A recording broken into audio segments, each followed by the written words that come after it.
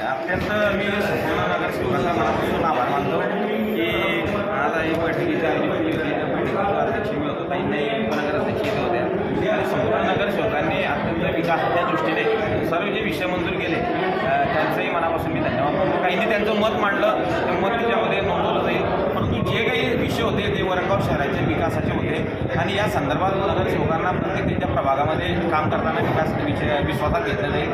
सन्माननीय आमदार महोदय असतील, राज्याचे मंत्री आदरणीय सावकारे साहेब असतील, खासदार महोदय असतील, राज्य क्रीडा मंत्री, या सर्वांना एकंदरीत त्यांचा सन्मान कसा राखला जाईल नगरपालिकेच्या प्रोटोकॉलनुसार हे सुद्धा त्या माध्यमातून त्याच्यामध्ये त्यांचा सन्मान राखला जाईल. विकास करत असताना आपण सर्वांकडे जाणार आहोत असं काही नाही किंवा आपण सर्वांकडे आपण केली आहे, मानणी केली आहे. आणि मला असं वाटते की आपण वरंगाव शहराला एक चांगल्या प्रकारचा निधी, भरपूर अशा प्रकारचा निधी आदरणीय मुख्यमंत्री देवेंद्र फडणवीस साहेब, एकनाथराव शिंदे साहेब, गिरीश भाऊच्या माध्यमातून मी त्याच्यात पाठपुरावा केला.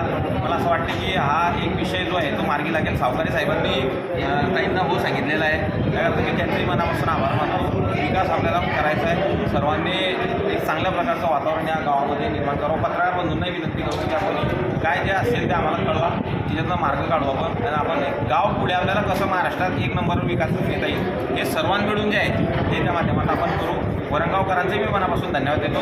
ही बैठकी आपण आता एक पारदर्शी पद्धतीने घेतली, पत्रकारांना इथं बोलवलं, ऑनलाईन ती बैठक आहे. ती बैठक लोकांना कळाली पाहिजे, कारण की लोकांनी आपल्याला इथं पाठवलेलं आहे. लोकांच्या समस्या ज्या आहेत त्या समस्या पण त्या माध्यमातून याच्यामध्ये मांडण्याचा प्रयत्न इथे केलेला आहे. सर्व विषयी इथे संमत केलेले आहेत. खरं नगरसेवकांचा परत मी मनापासून आभार मानतो. सर, बाहेर अशी चर्चा होती की सभा गाजणार आहे, घेराव घालणार आहे, वादळी सभा ठरणार आहे, पण एकदम खेळीमेळीच्या वातावरणात झाली. तुम्हाला सगळ्यांनी सहकार्य केलं, सर्व नगरसेवकांनी, सर्व सुज्ञ नगरसेवक. आता उपनगराध्यक्ष सिनियर आहे, गटनेता या शेजारीच बसले असं काही विषय नाही आहे. त्यानंतर शिवसेनेचे गटनेते आहे ते एकदम क्वालिफाईड आहे, सुशिक्षित आहे. म्हणजे असे एकंदरीत जर का ते सर्व चांगल्या प्रकारचे नगरसेवक विचार म्हणजे विकासाला पुढे नेणार आहे आणि अनुभवी म्हटलं म्हणजे त्याच्यामध्ये ताई आहे, अजून राजू भाऊ स्वीकृत नगरसेवक आहे, तर यांचेही अनुभव त्या माध्यमात या सभागृहाला मिळत आहे. आणि मला तरी असं वाटते की आता हे जे सभागृहाचा आपण विषय घेतला आहे की या सन्मान्य सदस्यांना सभागृहामध्ये आल्यानंतर त्यांना असं वाटेल की मिनी विधानसभा आपल्याला एक करायची आहे. एक त्यांना या अभिमान वाटेल की आपण कुठेतरी आपल्या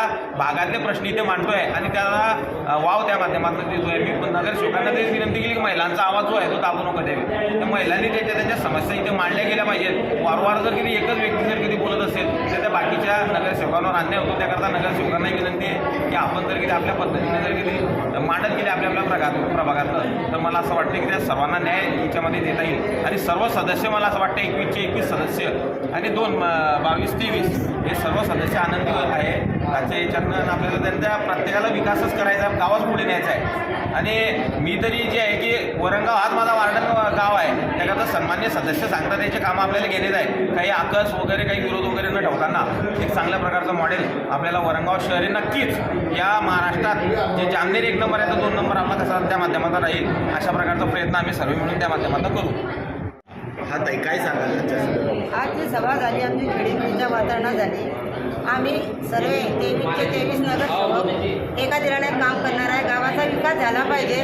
पण सुनील भाऊला आमचं एकच सांगणं, आम्ही चांगल्या कामासाठी तुमच्या मागे साथ देणारच आहे. पण जर दुसरी इतर कामं झाले त्या कामाला आम्ही साथ देणार नाही.